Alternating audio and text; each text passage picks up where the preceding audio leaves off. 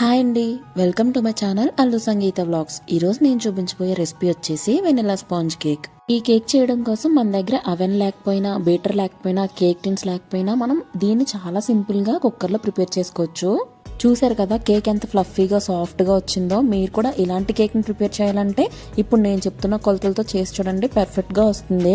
ఒక్కసారి కేక్ని చేసుకున్నారంటే మాత్రం ఖచ్చితంగా బేకరీ స్టైల్ టేస్ట్ అయితే మీకు వస్తుంది. దీన్ని మనం ఎలా ప్రిపేర్ చేసుకోవాలో ఇంకా ప్రాసెస్లోకి వెళ్ళిపోదాం. నేనైతే ఇక్కడ 1/2 kg కేక్ చేస్తున్నాను కాబట్టి దానికి తగ్గ మెజర్మెంట్స్ అయితే చెప్తున్నాను.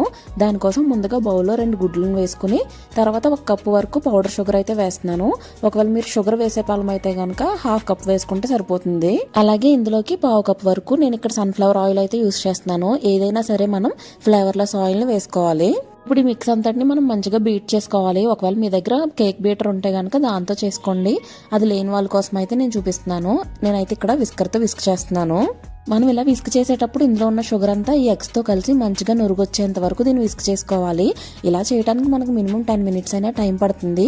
సో దీన్ని ఓపిక్గా మనం చేసుకోవాలి. చూసారు కదా ఇక్కడ వీడియోలో చూపిస్తున్నట్టుగా ఇలా నురుగొచ్చేంత వరకు మనం దీన్ని విస్క్ చేసుకోవాలి. ఇలా చేసుకోవడం వల్ల కేక్ అనేది చాలా సాఫ్ట్గా ఫ్లఫీగా చాలా బాగా వస్తుంది. ఇప్పుడు ఇందులోకి 1 టేబుల్ స్పూన్ వరకు వెనిలా ఎసెన్స్ అయితే వేసుకోవాలి. ఎందుకంటే మనం ఇందులోకి ఎగ్స్ వేసాం కాబట్టి నీచు వాసన రాకుండా ఉండటం కోసం మనం ఇక్కడైతే వెనిలా ఎసెన్స్ వేసుకోవాలి. ఒకవేళ మీ దగ్గర ఇది అవైలబుల్గా లేదు అనుకుంటే యాలకుల పొడి కూడా మీరు యూస్ చేసుకోవచ్చు. ఒకవేళ మీరు గుడ్లు బదులు పెరుగు వేసుకుంటే ఈ వెనిలా ఎసెన్స్ వేసుకోవాల్సిన అవసరం అయితే లేదు.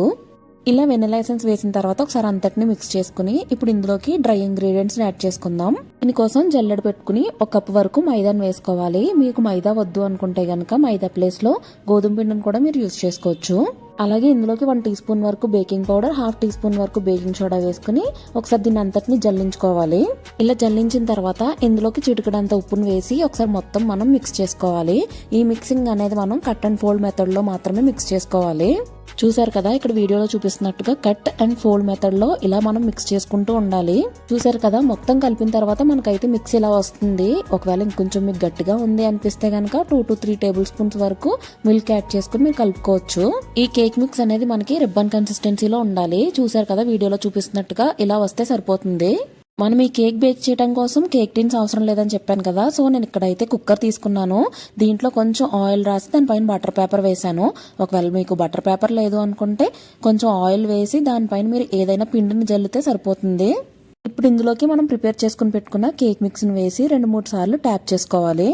తర్వాత కుక్కర్ మూతకున్న విజిల్ తీసేసి గ్యాస్కెట్ మాత్రం ఇలానే ఉంచి దీన్ని మూత పెట్టి ఇప్పుడు దీన్ని మనం స్టవ్ పైన 35 to 40 minutes వరకు మనం బేక్ చేసుకోవాలి.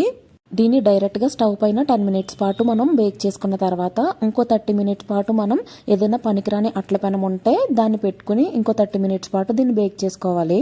ఇలా 35 to 40 minutes అయిన తర్వాత మూత ఓపెన్ చేసి ఇలా నైఫ్ పెట్టి గుచ్చు చూస్తే కేక్ రెడీ అయిందో లేదో తెలిసిపోతుంది. ఇలా ఏం అంటుకోకుండా వచ్చిందంటే కేక్ అయితే మనకు రెడీ అయిపోయినట్టే. కేక్ ని చల్లారిన తర్వాత ఇలా స్క్రేప్ చేసుకుని తర్వాత ఒక ప్లేట్లో ఫ్లిప్ చేసుకుని దీనిపైన ఉన్న బటర్ పేపర్ని తీసుకుని పీసెస్గా కట్ చేసుకుంటే అంతే, ఎంతో టేస్టీగా ఉండే వెనిలా స్పాంజ్ కేక్ అయితే రెడీ అయిపోయినట్టే. అదేంటి మధ్యలో కేక్ అలా వచ్చింది అని అనుకుంటున్నారా? ఎందుకు అలా వచ్చిందో నేను కేక్ చేసినప్పుడు అబ్జర్వ్ చేసింది ఏంటంటే అస్తమానం అయిందా లేదా అని చెప్పి మనం మూత ఓపెన్ చేసి చూస్తే మాత్రం మధ్యలో అయితే పొంగదు. మా పిల్లలకి కేక్ చేస్తున్నానని చెప్పాను కాబట్టి వాళ్ళు అస్తమానం చూపించు అన్నారని చెప్పి నేనైతే మధ్యలో ఓపెన్ చేశాను. దానివల్ల అయితే పొంగలేదని నేను అనుకుంటున్నాను. కానీ కేక్ మాత్రం చాలా ఫ్లఫీగా, చాలా సాఫ్ట్గా, చాలా బాగా వచ్చింది. చూస్తున్నారు కదా ఎంత స్పంజీగా వచ్చిందో. ఒకసారి మీరు కూడా ట్రై చేయండి. టేస్ట్ అయితే మాత్రం అచ్చం బయటకున్న దానిలానే ఉంటుంది. ఒకసారి మీరు కూడా దీన్ని ఇంట్లో ట్రై చేసి ఎలా వచ్చిందో కమెంట్ చేయండి. వీడియో నచ్చితే లైక్ చేసి నా ఛానల్ని ఫాలో చేసేయండి. Thanks for watching. Bye bye.